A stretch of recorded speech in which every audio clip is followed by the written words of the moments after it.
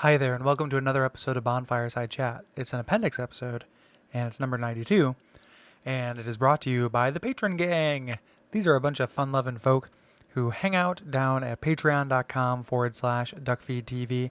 It's a place where you can give us a couple bucks a month as kind of a tip or to show your support, and you get new stuff, and then we get to make more stuff. That is a cool corner of the internet. It's also home of the Wide Burger. Some of our landings were desperate adventures. We are now prepared to meet the inevitable counterattacks with power and with confidence.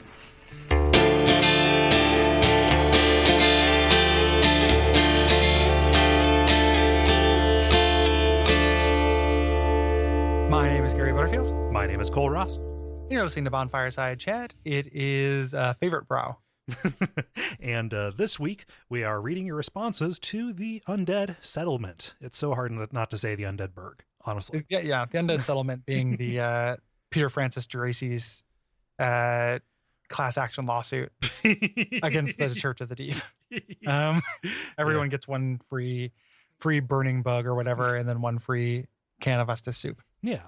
Extra chunky. I picture it coming in a pouch, honestly. Oh, yeah, like Capri Sun. Yeah. Well, yeah, then praise the Capri Sun. Like it ends up working out, man.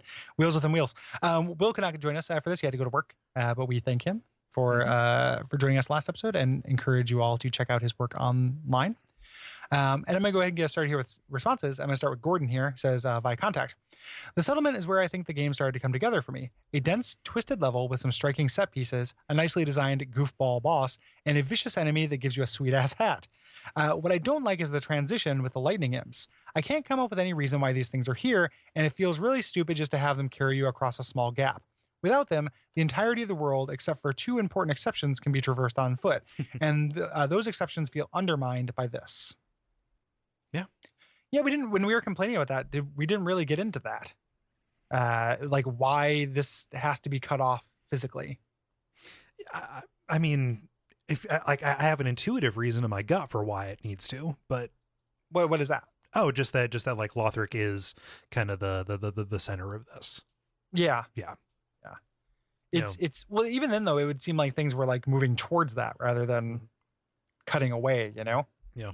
Like I would almost like a rubble wall, like you know how like mountains are formed, like two plate tectonics kind of smashing into each other. Mm-hmm. Would almost make more sense than literally it seeming like the Undead Settlement is moving away from Lothric. Yeah. You know? Yeah. I mean, and then just also from like a thematic or like a kind of the way the game is assembled kind of point of view as well. Just the idea that like, oh, you start here and this is where it's going to end, but like you need to be away for a long time. For that to happen. Like I know that is, obviated by the fact that you can, bonfire travel there, but like you have this long uninterrupted stretch where, you're going on foot. And then just like, Lothric is getting smaller in the background behind you, until you kind of have to go rushing back to it. Yeah. I think that wouldn't have been undercut by having you be able to walk from it. Yeah. I still think you would have had that experience because you're still walking in a line from it. Mm-hmm. I can see I can see what you mean. Yeah. I mean, just like I'm articulating it poorly because I feel like garbage right now, but like it's it is like a separation, that is just kind of like, okay, gives you the sense like, okay, you're done here. And then, makes it feel meaningful when you go back. Yeah. I could kind of see that. For sure. Yeah. Jack writes in via the contact form saying, my first instinct upon really exploring the breadth of the Undead Settlement was the game's use of the word settlement. And that it was very deliberate. It plays into the things have really been sliding into decay for a very long time theory of things, that the bridge had been out for centuries. All of the pilgrims had already come through and collapsed, and the settlement sprang up when enough undead had gathered on the broken bridge, hoping against hope to get into Lothric's castle, and just decided to give up and settle there. It really differs from the sense I got from the Burg in Dark Souls 1, which seemed very deliberate and crafted in comparison to the settlement's ramshackle makeup. Yeah, I had a whole different thing that like I didn't get the sense that it started in that like at the bridge and then came back out. Like I got the sense that it started kind of around that tower, at that church. At that church, and then church, just when we get to the to the outer part of it, like everything is just put together with like you get the sense that those houses are built with like the wagons that they brought there. Yeah, I got that too. That people were leaving this town that is maybe more established and building outwards from that. Yeah.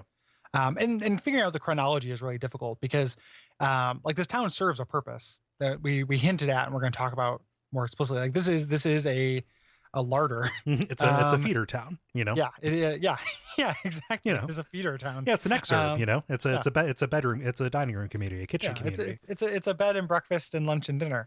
So we're going to talk about the purpose of this town. Because it serves such an explicit purpose, but we don't know what order those things happened in, right? Mm-hmm. So like it could have been the town sprang up because people were trying to get into Lothric, and then the purpose of the town came along, or vice versa. Right.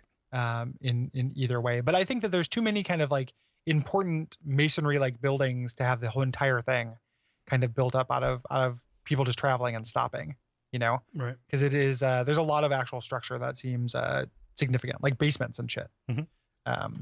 Yeah, but it is an interesting idea. Mike says by contact, design wise, I absolutely love the idea that these undead villagers are somehow holding their own against the hollows literally at their gates. The way they seem to be employing undead dogs to keep the hollows at bay suggests a sense of common purpose among the inhabitants. Keep the outsiders away. This little detail as you first enter the area is a nice touch, adding a level of depth to the experience. I prefer the settlement to the burg due to the inhabitants fighting you as opposed to a militarized force that came in after the regular people had to evacuate. All in all, a great early area, and one thing the player has in common with these villagers is an apparent obsession with bonfires.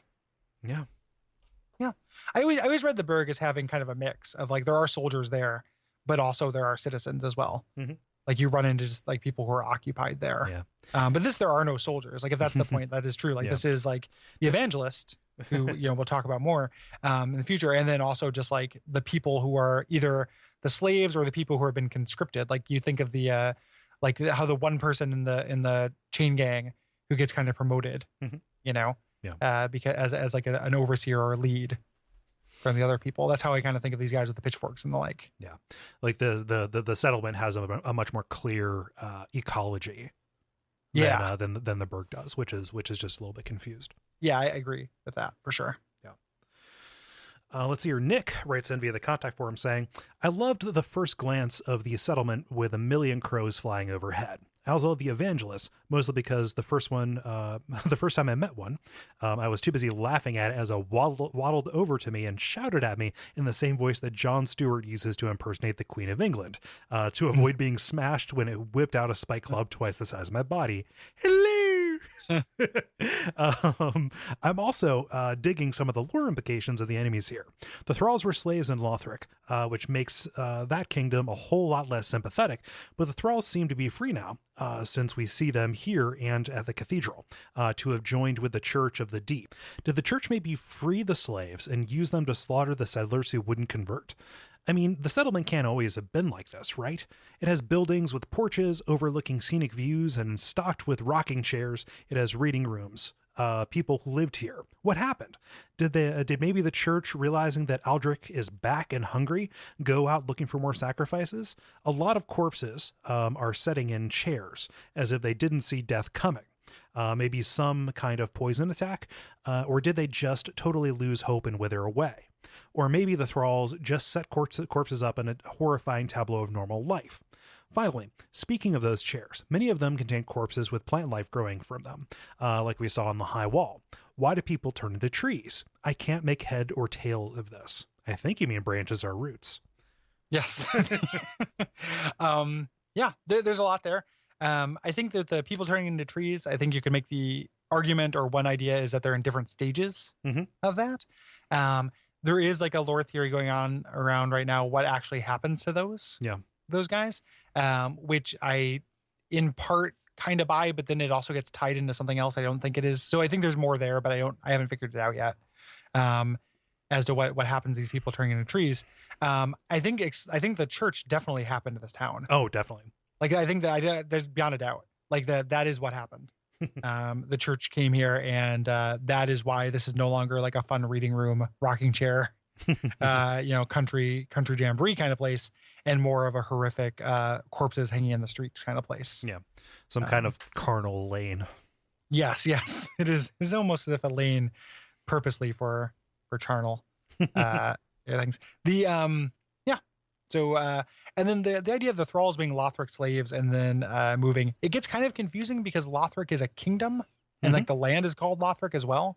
So even if this was just a village, it could still have slaves from the kingdom in it. Like I never got the sense necessarily that these were like this is not under the purview of the Castle Lothric. I always thought of this as the village for Castle Lothric. That bridge was there. Like I think it's part of the same kingdom. Yeah. Yeah. And it's possible the church, you know, just kind of co-opted these guys in general. Like they're already broken in. They're already, you know, pliant. We just have to change their focus. Yeah. Connor says via contact. This was the point in the game where I fell in love and really began standing out as a worthy successor to the Souls title. It wasn't the graphical quality, which is great, or the enemies, which were also great, but rather the level design. When you guys mentioned how the levels in this game were like spokes akin to Dark Souls 2, as opposed to a honeycomb like the original, it made me reconsider my stance on what it was exactly I liked so much about the first game. Ultimately, while the first certainly has more compelling areas, the way they're laid out in 3, for me, is the most rewarding. The way the terrain breaks into different levels, taking you off on uneven routes with tons of blind corners and nooks to dig around is beyond awesome. The spot in specific that did this for me was the side route leading to a secret covenant where all those thralls are camped out on the rooftops. Navigating this spot was truly memorable and made me feel like I was playing with friends in a wickedly designed playground, although they weren't trying to kill me. The honeycomb levels of Dark Souls 1 were great, but this sort of painstakingly laid out level design is what I enjoy the most. Yeah.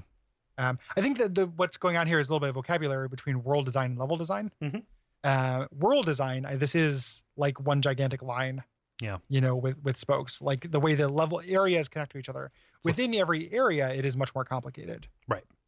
So intra, there we go. Yeah. Intra level complexity as opposed to inter level complexity. Yes. Yeah. So yeah, we weren't comparing these individual levels to Dark Souls 2 levels. No. It's more that the world kind of, you just travel a straight line. It's not a fucking 90s FPS level design. Yeah. Yes. And I really like it too. It is, I think it is really cool and really complicated and neat. And I like all the nooks and crannies as well. Yeah. As long as it turns, it turns. Yes. Yeah. Daniel writes in via via contact. If I said via Igon, that's I brought a message from Daniel. Don't you ever hurt him. As long as Daniel's a sweet boy. Yeah. Daniel needs protected. No, I tag all of these with their topics, and I read the wrong thing. So Daniel says, so I find this evil sounding, although I love as well as accent, weirdo in scary armor, Aegon of Kareem. The guy is clearly no good and must be the Yurt/Lautrec analog, but I decide to play along, vowing to kill him at the first sign of any funny business at Firelink. Sometime later, Yol dies, following some convoluted questline stuff that I didn't really know about, but look who's just shown up. Cue the Benny Hill music as I run around Firelink trying to avoid that massive hammer. It felt pretty good defending my cesspool of doddering old folk and degenerates. Post-completion, I find he's not really a murderer. Whoops. Just likes to lock up blind nuns. He deserved his death by 1,000 throwing knives. That's very funny. Yeah. I don't feel like you shouldn't feel too bad about that, because a lot of the NPCs in this game are explicitly just remixed NPCs from other games. Like he is a little bit Lautrec-y. Like his obsession with the Firekeeper is Lautrec-y, but he also he's Lautrec plus what's his name? Garl Vinland. Garl Vinland, who's protecting Laurentius. Like it is every quest line in this game is little parts of quest lines we've seen before mashed together. Protecting Laurentius. Laurentius, the pyromancer, who when you give him access to dark secrets, goes off and gets into trouble. Ah, shit. Okay, there we go. Yeah. So it is there's very few original like actual plot elements. They're just kind of remixed for this. Yeah. So it's hard to say it's like subverting your expectations of them. It's just kind of presenting them in a different order. Yeah. Yeah. It's like a ransom note. Yeah, exactly. That's a good boy, that Dark Souls 3, a ransom note. Like that is a good way to put this. Not all of the game, but like the way that quest lines work definitely feels like that to me. Yeah.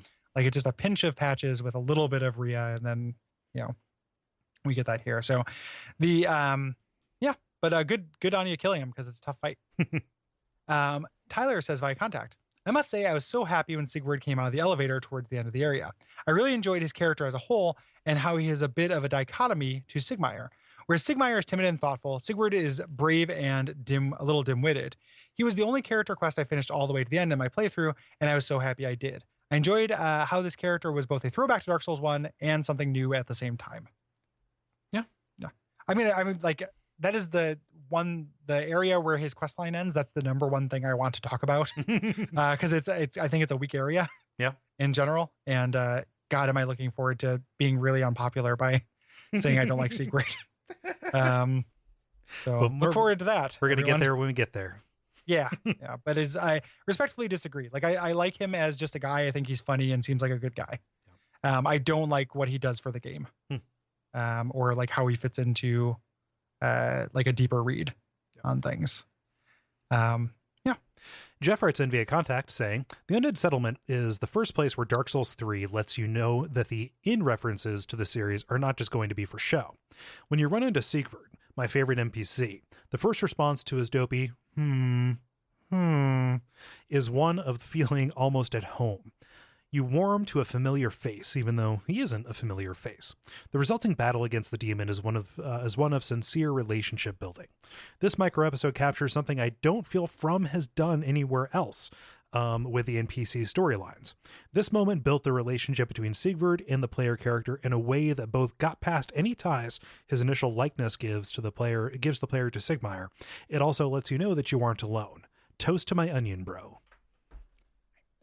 Just don't think that exists with what you do afterwards. Like, Jeff, did you do the next part of the next 3 parts of the quest?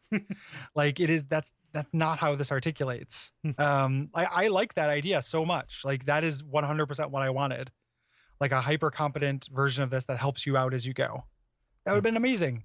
That would have been really cool and wouldn't have just been presenting something from Dark Souls 1 to present it. But like he just gets trapped in the dumbest fucking ways. Like, how do you even fall down there? That's a thing that happens like 4-year-olds. Like that, like the news gets called when that happens. It doesn't happen to adults. We'll talk about it when we get there. Yeah. James says via contact about hollowing. Hollowing in Dark Souls 3 is a pretty great hidden mechanic. At first, it seems like a trick. A strange man gives you free levels for nothing. Sounds great up until you start to change. The opt-in nature really makes hollowing into something taboo or forbidden. What's better is that once you have gotten far enough into Yoel's quest, you meet a vendor and get to buy a ring that conceals your cursed nature. I ended up keeping up with the quest, hiding my disfigured face from my companions while conspiring against them. If I had to take the ring off, I would usually put on a hood or helmet. Else I would rock my sweet crown. It really got me into the spirit of make Londor great again. I feel kind of weird for getting so into character in this game since many people online didn't. I think semi-spoiling that quest helped since it seemed like a personal goal to work towards. Maybe this would be fixed by simpler NPC quests in general. Just having casters know where the tombs generally are so you have more direction. That way, the more evil tombs feel more forbidden too. Yeah, I like that RP thing. I actually did something when I turned hollow. I put on Lucatiel's mask, which was awesome because that's why Lucatiel wore Lucatiel's mask. Yeah. So yeah, I've got so I rolled an assassin and I'm playing her as kind of my dark storyline for this. And I chose to go hollow here, and that is it's off-putting. It does look really ugly. You spend a lot of time in that character creation for nothing. Let's see here. Matthew writes in via contact saying, the Undead Settlement was a location that really emphasized the Soulsborne way of thinking that mastery over an area shrinks it. I can't tell you how much grief and struggling it took me to make it from the first bonfire of the area all the way to the second, over by that rat tunnel. At the time, it was one of the largest areas I'd played in one of these games. With all the cool stuff you find here, from the friendly giant shooting spears at enemies to an onion bro with all the mannerisms of Sigmire, there's only one thing that will forever stick in my mind with regards to this location. Namely, that I never got a fucking hat to drop with the evangelist enemies. Finally, one of the messages that I left in this area got a super high rating and kept me topped off with health through the entire game. That message, God ahead, in front of the statue of Velka. I guess people appreciated the heads up. Wow. Yeah. Yeah, it is never. It's always surprising to me what messages people end up like loving. Yeah. Um, And I always forget what messages I've left in different Yeah, me characters. too. So like I just get these little boosts. And I'm like, oh well, hopefully somebody liked that. Yeah. Yeah. Finger butthole. Yeah. Yes. Finger butthole.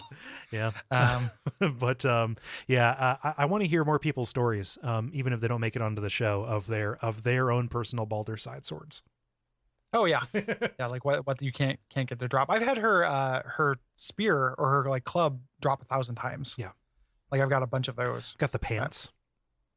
I've got the pants too. The big girl pants. Slavi says via contact. I know that they're also a Demon Souls throwback, but as somebody who doesn't own the consoles, I miss the Demon Souls train. All I can think of, and he's talking about the Evangelist. Sorry. All I can think of is Fem Mosgus. Like Dark Souls is the most berserk of a series that is just so berserk. This is something I love, and in addition, they've got Farnese's little ponytail as a hairstyle. So now I'm building Farnese to be a blue and hunt down people, and this possibly makes a very, very bad person praise the dark moon. Possibly makes me a very bad person praise the dark moon? Question mark. Yeah, Mosgus being the evil priest with the crazy like clay mask face. Yes. From Berserk, the Conviction arc. Yes. There we go. Yeah. Yep. And Farnese also from that. Yeah. And do we have anything more to say about that? Because there's no more Berserk happening here. No, I just there are a lot of Berserk references in this game. Yeah. There's even a guts sign that you can drop. Yeah.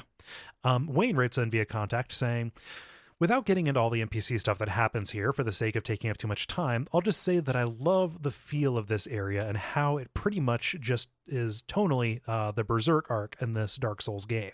Seeing those little dudes with the almost cute-looking cowls and the Evangelist, which the first time I killed the first one, upon death, I gripped my controller hoping that she would not respawn. She did. They always did. Oh, yeah. She, like at a bonfire, not. Yeah. Not there, but like just, if these are going to be mid-bosses. Yeah, there's very little here that doesn't respawn. Actually. Yeah, almost everything does, yeah. They continue. They became my most feared enemy even after I could kill them in a single combo. Initially, when fighting the boss, I went from my first time, how do you even do this? They have gone too far this time, feeling, to figuring it out and sunbroing there for a good couple of hours after beating it because I leaned into it. You did it again, FromSoft. Mm-hmm. Yeah, insurmountable to I'm going to help other people surmount this. Yeah, I'm kind of surprised how so few people have written in about the boss. Yeah. Like this is kind of like not a super, I mean, it's interesting. It's not a bad boss, but I don't think this is going to be anybody's favorite. Right. In the game. It's it's just one of the cool concepts that they have, like this is a cool concept boss, in a game full of unique bosses. Yeah. Concept like visually more than like fighting it wise. Cause the weak point thing, I feel like we've seen that before. Mm-hmm. There's just not a lot to the fight. Right. I think. David says by contact, the Undead Settlement feels like a good example of how the world has squished together. This could have been a town of just mostly of random, mostly non-hostile people before all the trouble arrives. Then the church rolls in, giant in tow, and starts converting who they can and killing the rest. Boreal Knight in the basement hints that faction is trying to slow the church's incursion, and who the heck knows who sent the fire demon. The way you start the Cursewood fight makes me think that these people really just wanted to be left alone, but will defend themselves if necessary. Yeah. I didn't get the sense that the church sent the giant. Yeah, I don't know what that's based on. There's nothing on the giant. Yeah. Like, I don't think that, the giant is nothing. The giant is as irritating to me as Andre. There's a little bit with because there's different areas where they have those birches, and one of them is strongly associated with dusk. Later.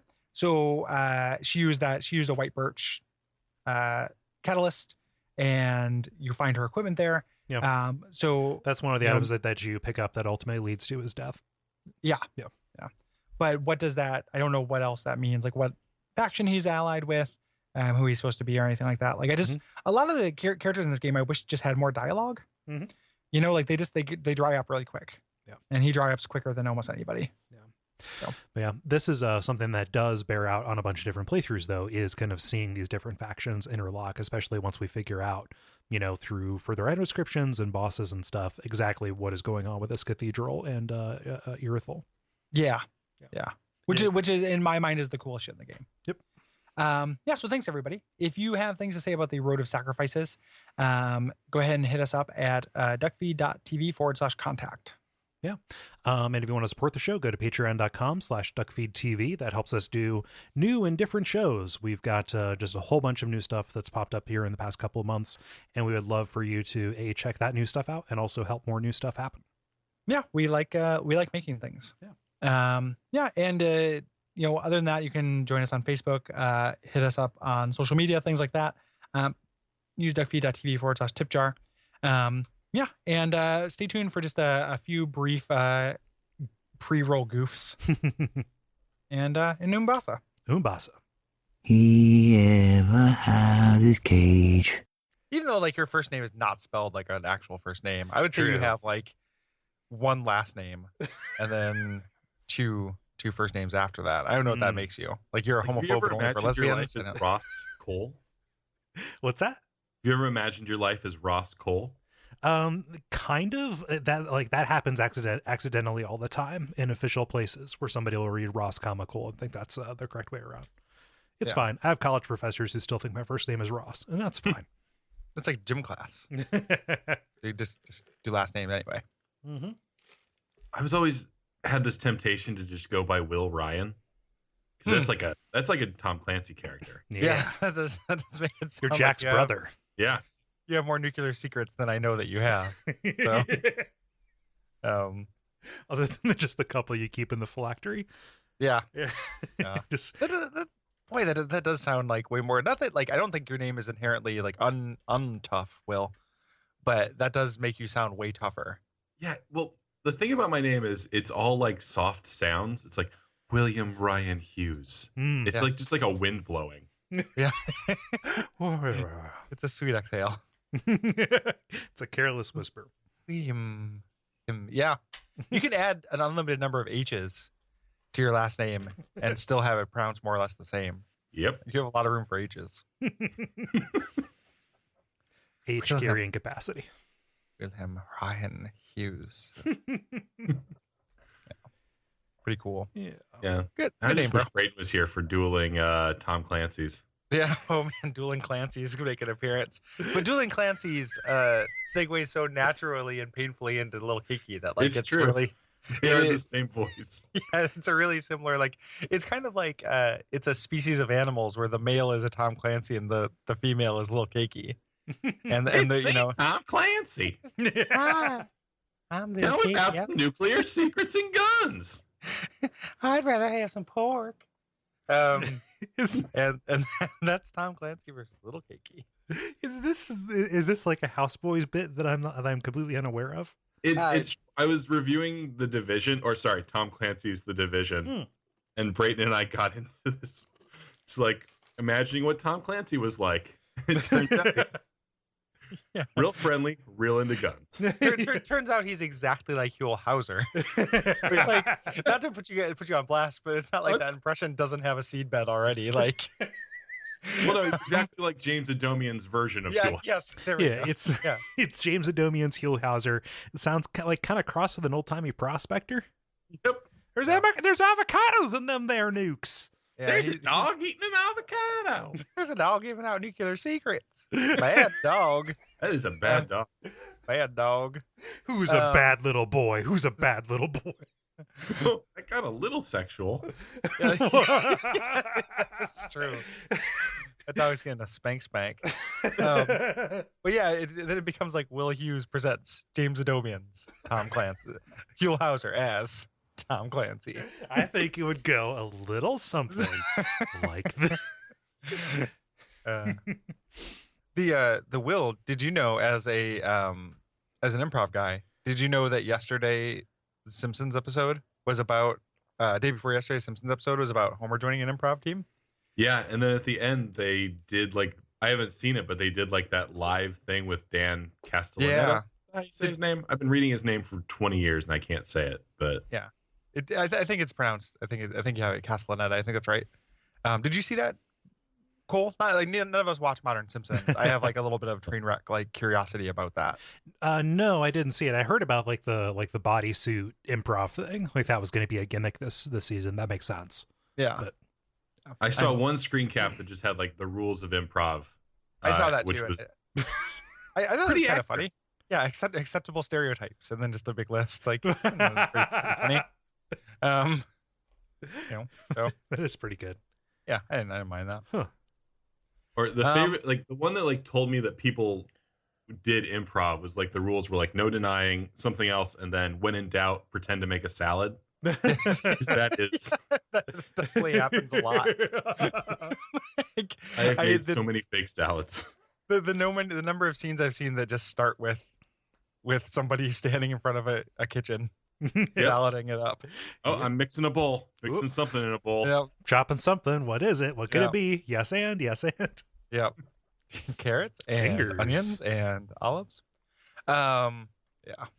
Do you guys want to get started? I need to go refill my water. I switched from mason jars to jelly jars. Oh, and okay. They're smaller.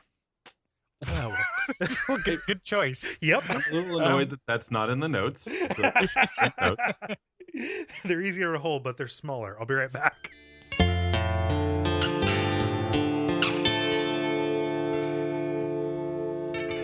And we all pray that we will have far more soon